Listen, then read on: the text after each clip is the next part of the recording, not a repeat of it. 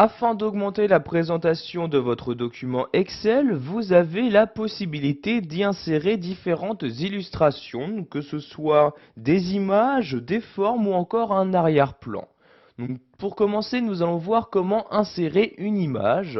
Donc, je vais pour cela me rendre en haut dans l'onglet Insertion. Donc, je clique ici sur Insertion.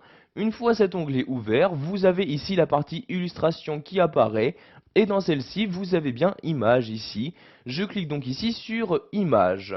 Vous avez donc cette nouvelle fenêtre-ci qui s'ouvre, où vous allez choisir dans cette fenêtre l'image que vous souhaitez insérer dans votre document Excel. Je vais par exemple ici me rendre dans le dossier Lisbonne comme ceci, et je vais par exemple ici donc insérer cette image. Je clique donc une fois dessus pour la sélectionner, et je clique ici en bas sur Insérer pour l'ajouter dans mon document. Vous avez donc maintenant l'image sélectionnée qui apparaît bien ici dans le document. Pour en insérer une nouvelle, il vous suffit juste de retourner en haut dans l'onglet Insertion et de recliquer ici sur Images.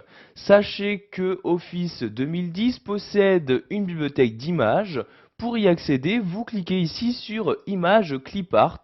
Vous allez avoir un volet de gauche qui va apparaître. Dans ce volet, vous allez pouvoir ici faire une recherche. Donc par exemple ici, rechercher une image avec des fleurs. Donc j'ai bien écrit ici fleurs. Je clique sur OK pour faire ma recherche. Et voyez donc les différents résultats de recherche qui m'affichent donc les images correspondantes.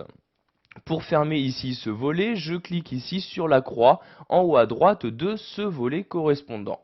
Maintenant, nous allons voir qu'il est possible d'insérer différentes formes directement dans votre document Excel. Pour ce faire, vous restez toujours ici dans l'onglet Insertion, mais vous cliquez cette fois-ci ici sur Forme.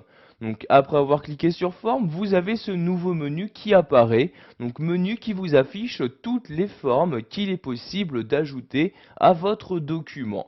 Donc vous voyez, vous avez par exemple des lignes, des rectangles, des flèches, organigrammes, etc. Donc ici, je vais par exemple insérer ce type de rectangle. Je clique donc dessus pour le sélectionner. Une fois celui-ci sélectionné, vous allez avoir votre curseur ressembler donc à la croix comme ici sur mon écran. Et je vais donc pouvoir maintenant insérer mon rectangle.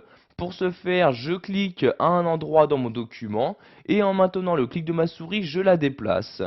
Comme vous pouvez le voir, en même temps, il y a donc ce rectangle qui se crée. Donc je vais par exemple ici choisir cette taille-ci, je lâche donc le clic de ma souris et voyez donc le rectangle s'est bien inséré donc dans mon document.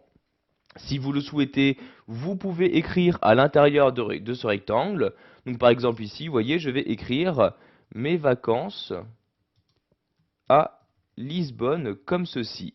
Donc vous écrivez bien évidemment ce que vous souhaitez. Vous pouvez à tout moment modifier la taille ici de la forme en sélectionnant l'un des bords. Donc vous voyez ici pour chaque bord il y a des petits carrés. Donc je clique sur l'un et en maintenant le clic de ma souris, je donc la déplace pour modifier la taille ici de mon rectangle. Je vais par exemple ici prendre cette taille là. Je lâche le clic de ma souris et voyez donc automatiquement le texte à l'intérieur s'adapte donc à la taille de mon rectangle. Nous allons maintenant voir qu'il est possible d'insérer un arrière-plan à votre document.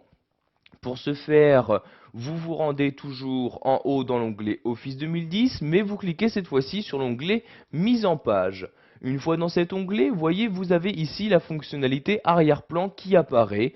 Donc vous cliquez sur ce bouton pour ouvrir ici donc cette nouvelle fenêtre et vous allez choisir dans cette fenêtre l'image que vous souhaitez utiliser en tant qu'arrière-plan. Donc ici, je vais retourner ici dans mes images comme ceci et je vais par exemple prendre ici le fond gris. Donc je clique une fois dessus pour le sélectionner, puis je clique sur insérer pour l'ajouter en tant qu'arrière-plan.